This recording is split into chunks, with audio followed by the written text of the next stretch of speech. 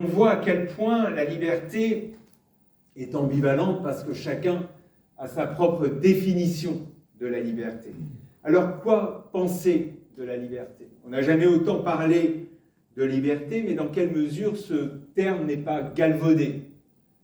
Ensuite, on est aujourd'hui dans une période où on est ivre de possibilités.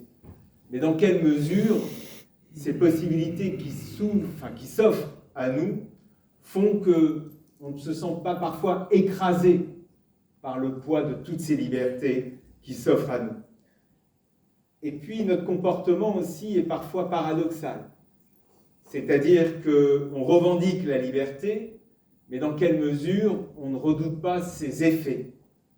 On clame notre autonomie en permanence, mais dans quelle mesure nous ne sommes pas rassurés à l'intérieur d'un cadre.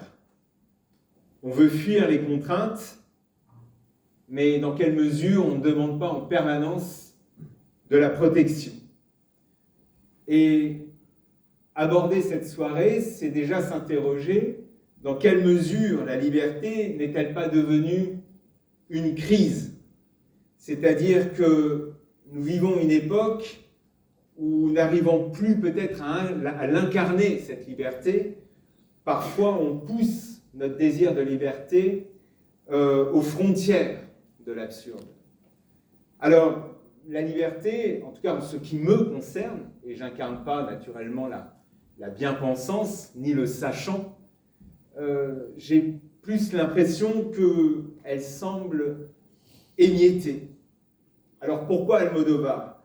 Parce que dans les films d'Almodovar, et particulièrement Femmes au bord de la crise de nerfs, il y a dans ces personnages une sorte d'ivresse, de vertige, une volonté de s'émanciper, mais également par rapport à ces personnages, toujours la peur de tomber. Et ce qui me concerne, parce que de toute façon, lorsque on se met en scène, on est toujours un petit peu sur ce terrain-là. Et les films d'Almodovar sont des films qui sont un hymne au chaos émotionnel, mais qui trahit également un besoin d'ordre, un besoin de reconnaissance. Et puis, dans ces films, pour ceux qui les ont vus, il y a une explosion en permanence qui donne à voir. Et quand on réfléchit sur les personnages, il y a également un enfermement.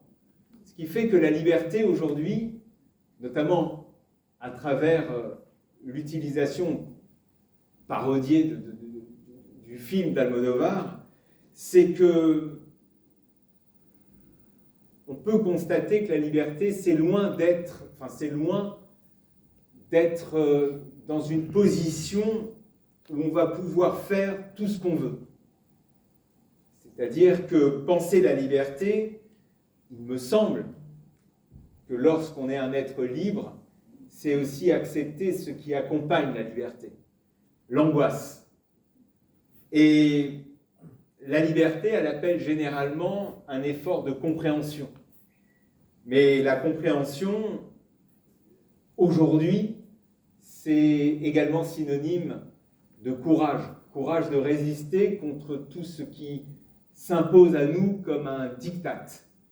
C'est la raison pour laquelle, en sachant que c'est vous qui ferez la soirée, puisque vous êtes libre, moi pas tellement, en fait, finalement, je m'en rends compte à chaque débat philosophique, parce que je suis un petit peu déterminé par, en tout cas, les échanges. Moi, j'avais envisagé, mais là encore, je prends une liberté, de penser la liberté à travers ses paradoxes. Ensuite, d'envisager cette liberté, mais sous un registre, qui était de dire que finalement, on confondait liberté par rapport à toutes les déclinaisons de la liberté.